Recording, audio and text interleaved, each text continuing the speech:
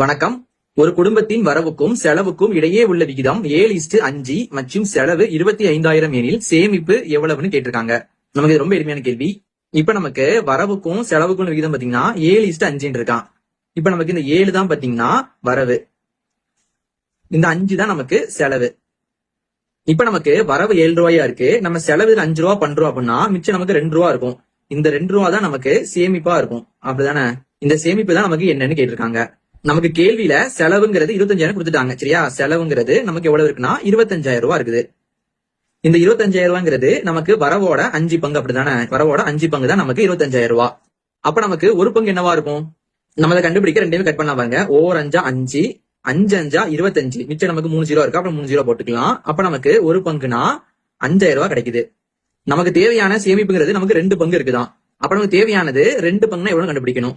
நமக்கு ஒரு பங்கு 5,000 ரூபானா 2 பங்குனா எவ்வளவு இருக்கும்? 2ஆல பெருக்கும்போது நமக்கு 10,000 ரூபாய் வரும். அப்ப நமக்கு இந்த 10,000 ரூபாய் தான் சேமிப்புன்னு அர்த்தம். இது நமக்கு ஆப்ஷன் B ல இருக்குதா? இதே மாதிரி வரவு நமக்கு எவ்வளவு வருதுன்னு நீங்க கீழே கமெண்ட் பண்ணுங்க.